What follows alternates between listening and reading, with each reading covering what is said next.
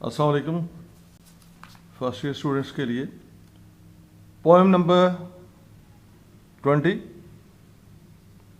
पढ़ी जा रही है। टाइटल है इन ब्रोकन इमेजेस। इमेज तस्वीर होती है, जैसे आईने में हमारी तस्वीर बनती है, वो भी इमेज ही है। कॉपी भी हो सकती है, और इमेज एक मेंटल पिक्चर भी होती है। Mental picture which is framed with the help of words suggested by the writer or read in a poem or a short story। जो तस्वीर बनती है उसको इमेज कहते हैं। ज़हन में मेंटल इमेज, मेंटल पिक्चर जो होती है, इसको हम कॉन्सेप्ट भी कह सकते हैं, तस्वुरात भी कह सकते हैं। टूटे फूटे तस्वुरात, टूटी फूटे तस्वुरात। He is quick, thinking in clear images। He persona है, PRSONA। persona assumed कैरेक्टर होता है, एक फर्ज करदा किरदार होता है, उसको परसोना कहते हैं।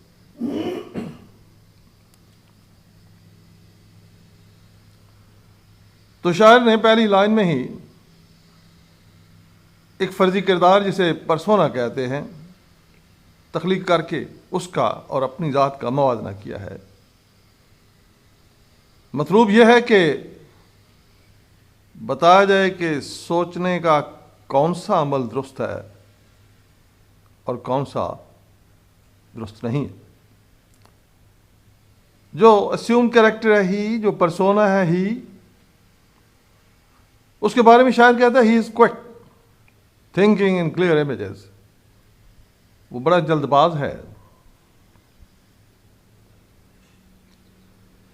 सोचने में, राय कायम करने में, कॉन्सेप्ट बनाने में, मेंटल पिक्चर बनाने में वो बड़ी जल्दबाजी करता है।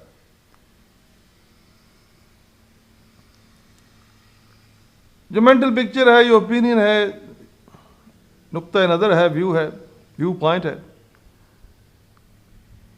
It can be framed regarding a situation, regarding a person,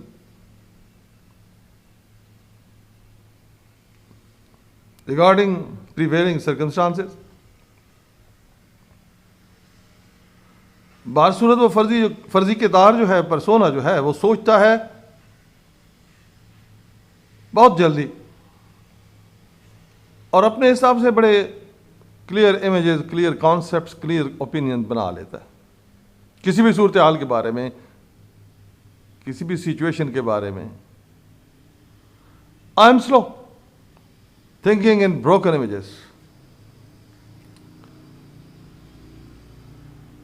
शायर अपना और उसका उस फर्जी किरदार का मवाजना करता है कि वो तो अपने इमेजेस को बिल्कुल क्लियर, डेफिनेट और फाइनल समझ लेता है कि मेरी जो राय बनी है, it is definite, it is final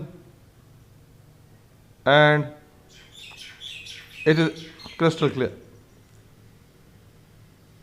अपने बारे में कहता है मैं भी सोचता हूं, मैं भी मेंटल पिक्चर्स बनाता हूं, ओपिनियन बनाता हूं, कॉन्सेप्ट्स बनाता हूं, लेकिन मेरा सोचने का अमल धीरे धीरे होता है। थिंकिंग इन ब्रोकन इमेजेस, मैं सोचता हूं, मैं जो इमेजेस बनाता हूं, जो मेंटल पिक्चर्स बनाता हूं, मैं उनको डेफिनेट नहीं समझता, परफेक्ट नहीं समझता, कंप्लीट नहीं समझता, बल्कि समझता हूं कि they are alterable, they can be amended, उन्हें तरमीम की जा सकती है।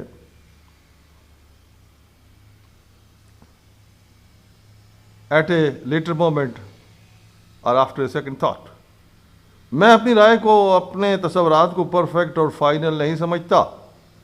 मैं समझता हूँ ये ब्रोकन है, यानी ये टेंटेटिव हैं, ये एक्सपेरिमेंटल तो हो सकते हैं, टेंटेटिव तो हो सकते हैं, टूटे फूटे तो हो, टेंटेटिव आर्जी होते हैं, तजर्बाती होते हैं, TNTATIV। जो राय बनाई है, जो मैंने पिक्चर कायम की है अपने जहन के अंदर किसी सिचुएशन के बारे में, ये टेंटेटिव है, ये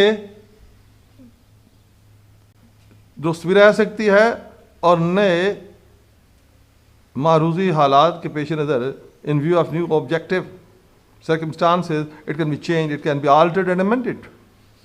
लिहाजा उसको अपने ख्यालात को वो ब्रोकन समझता है, अपने तसव्वुरात को ब्रोकन कहता है, यानी टेंटेटिव होते हैं मेरे। तीसरी line, he becomes dull trusting to his clear images. Trusting भरोसा करना, believing in the accuracy. Accuracy सही होने का अमल होता है, एक्यूरेट होने का अमल है। वो जो दूसरा किरदार है, जो परसोना है, वो अपने डेफिनेट जो कॉन्सेप्ट्स होते हैं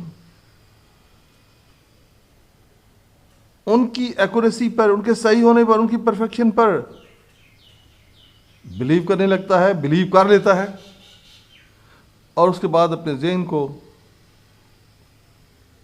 लेजी, स्लागिश और इनएक्टिव कर देता है, नॉन ऑपरेटिव कर देता है, स्विच ऑफ कर देता है। सोचने की मशीन जो होता है, थिंकिंग apparatus जो है, उसको बंद कर देता है।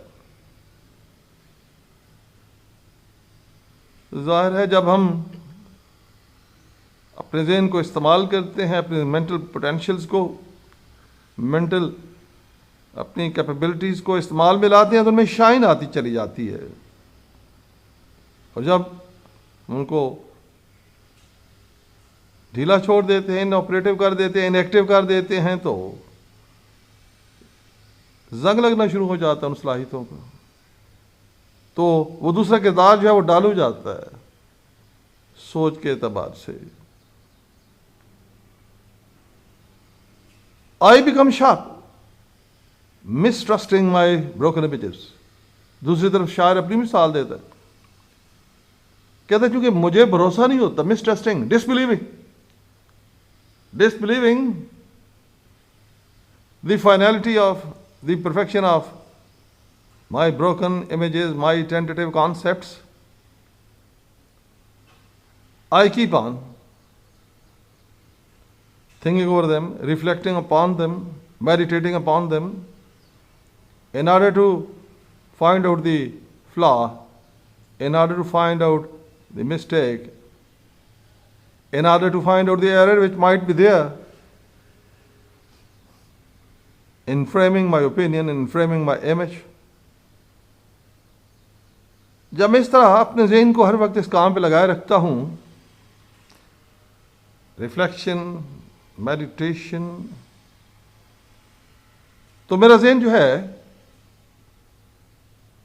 उसकी सलाहियतें, उसके सोचने की सलाहियतें, उनमें शाइन आ जाती है, वो शार्प हो जाती हैं, वो ज़्यादा एक्टिव हो जाती हैं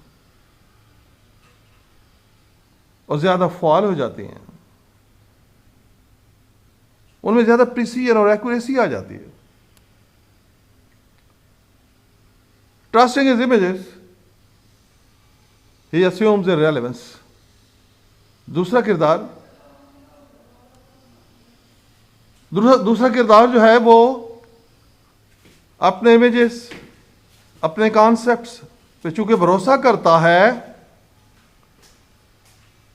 अस्यूम होता है, take for granted,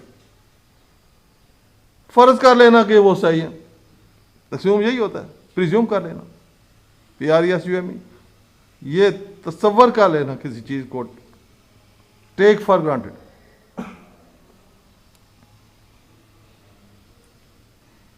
assuming the relevance, यहां रेलेवेंस मुताबिकत होती है, यहां मुराद है साउंडनेस। वो दूसरा किरदार जो है वो तसव्वुर कर लेता है, वो फर्ज कर लेता है कि वो बिल्कुल साउंड हैं, वो बिल्कुल बैलेंस्ड हैं, वो बिल्कुल प्रोपोर्शनेट हैं, उसके ख्यालात, उसके तसव्वुरात। वो फर्जी किरदार, अस्यूम कैरेक्टर जो है, वो ये प्रिज्यूम कर लेता है कि उसके जो ख्यालात हैं, उसके जो व्यूज़ हैं, उसके जो नोशंस और कॉन्सेप्ट्स हैं वो साउंड हैं, वो बैलेंस्ड हैं regarding the problems of the real world. He assumes the fact, वो एक कदम और आगे चलता है और ग्राउंड रियलिटीज के बारे में भी, फैक्ट ग्राउंड रियलिटीज जो भी होती हैं उसके सामने, उनके बारे में भी वो एक अपना एक असम्पशन कायम कर लेता है, अपना एक प्रिजम्पशन काम कर लेता है, अपना मफरूजा काम कर लेता है। मफरूजा ये कि हालात ऐसी हैं जैसे मैं समझ रहा हूं, और इसमें मेरी जो ओपिनियन है, मेरे जो इमेजेस हैं वो बड़े साउंड हैं, वो बड़े रेलिवेंट हैं। लेकिन मैं क्या करता हूं, दूसरी लाइन अपने बारे में बोलता है, questioning their relevance, I question the fact. मेरा तरीका और है, मैं डाउट करता रहता हूं। क्वेश्चनिंग से मुराद doubting, डिसबिलीविंग their relevance, their soundness, disbelieving their soundness, doubting their accuracy and doubting their precision. The precision of my images, the precision of my concepts, the precision of my opinion. I question the fact. मैं एक कदम आगे चलता हूं तो जो hard facts होते हैं, hard and hard facts of life, उनके बारे में भी कोई फाइनल और डेफिनेट ओपिनियन कायम नहीं करता। क्वेश्चन द फैक्ट, उनके अपने जो ग्राउंड रियलिटीज होते हैं उनके बारे में भी मैं जो अपनी राय कायम करता हूं वो भी टेंटेटिव होती है। क्वेश्चन से या मुराद डाउट, मैं डाउट ही करता रहता हूं कि हालात का जो रुख मैं आप देख रहा हूं या लोग मेरे आसपास के लोग अपना जो मौजूदा चेहरा मुझे दिखा रहे हैं, अपना जो मौजूदा तर्ज अमल दिखा रहे हैं, हो सकता है इसके पीछे कोई और चेहरा भी हो, क्योंकि एक चेहरे पे कई चेहरे लगा लेते हैं लोग।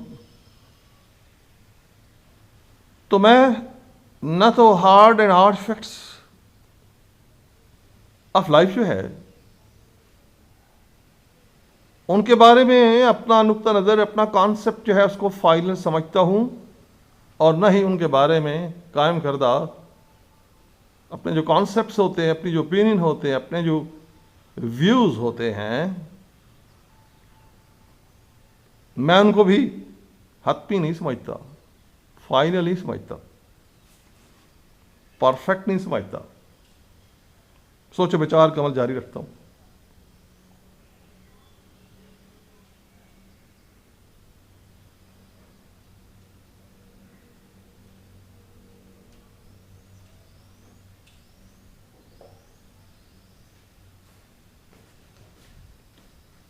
When the fact fails him, एक कदम आगे चलकर जब ग्राउंड रियलिटीज उसके अंदाज़ों को गलत साबित कर देती हैं, उसकी ओपिनियन को, उसके मेंटल पिक्चर्स को, उसके इमेजेस को गलत साबित कर देते हैं, एक क्वेश्चन इज सेंसेस। सेंसेस से मुराद है सोचने समझने की सलाहियतें, तो उसे वो अपने सोचने समझने की सलाहियतों पर ही शक करने लगता है। मेरा जो थिंकिंग अपरेटस है, मेरा जो थिंकिंग प्रोसीजर है, शायद वही दुरुस्त नहीं है। When the fact fails me, I approve my senses. लेकिन दूसरी जानब जब जिंदगी की हकीकतें, harsh realities of and ground realities of life, जब मेरी राय को बातिल करार देते हैं, मेरे पेश की तखमीनों को, माय टेंटेटिव एस्टिमेट्स को जो टला देती हैं, उनको गलत प्रूव देम रॉन्ग, उनको गलत साबित कर देती हैं। I approve my senses. तो मैं अपनी सोचने और समझने की सलाहियतों को अप्रूव करता हूं।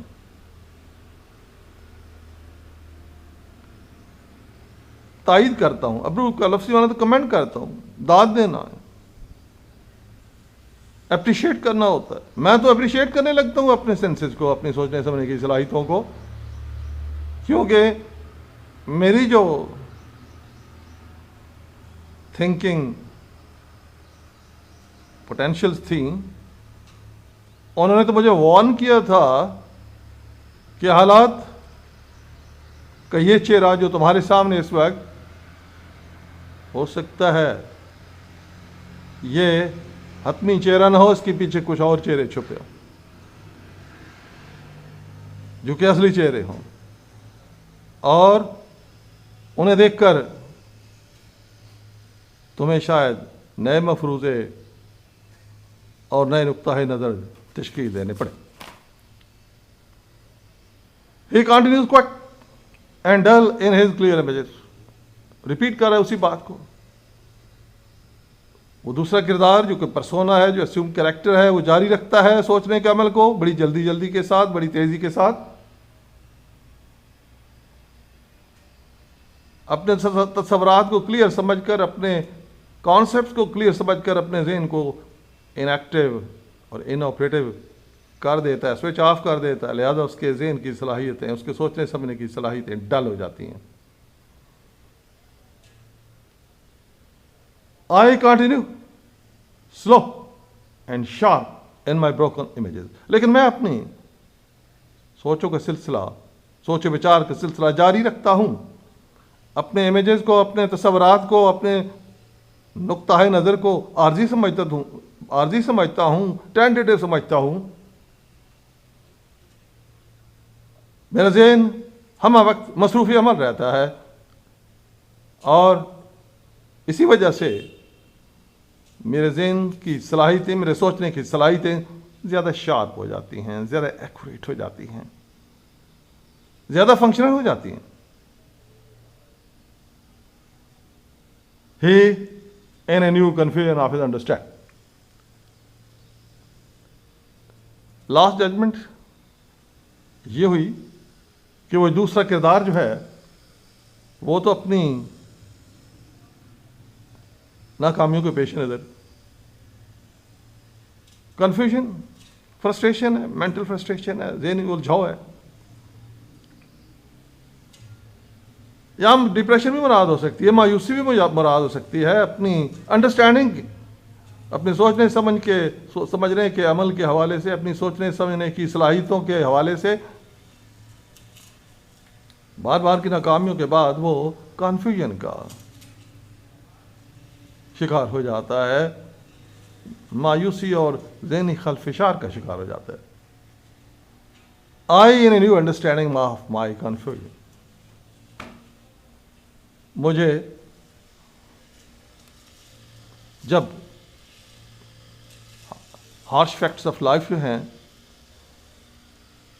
जब मेरी पहली और टेंटेटिव राय को बातिल करा देते हैं, यकीनन बीइंग ए ह्यूमन बीइंग, इंसान होने के नाते मैं भी वक्ती तौर पर एक कन्फ्यूजन का,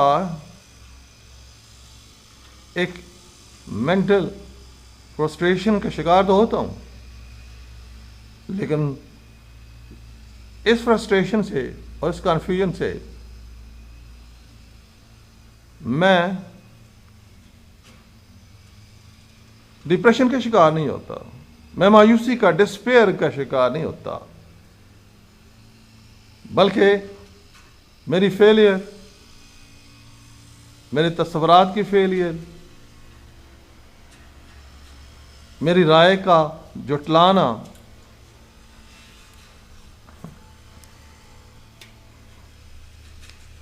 ज़िंदगी के हक़ाइक़ की जानिब से मेरे ख़यालात का जुटलाना, उन्हें गलत साबित करना मुझे सोच का एक नया ज़ाविया देता है, new understanding. My failure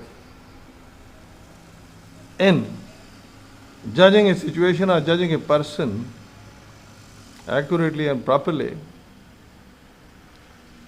does not push me into a pitfall of frustration and depression for all times to come.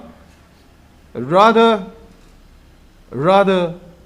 I extract a new angle of thought, a new approach from that failure, from that conflict. तो ये फ़र्क है शायर की सोच का और दूसरे किरदार की सोच का। और जो एक मैसेज बनता है फाइनल वो ये है कि हेस्ट मेक्स वेस्ट, जल्दबाजी बर्बादी का मुझे बनती है।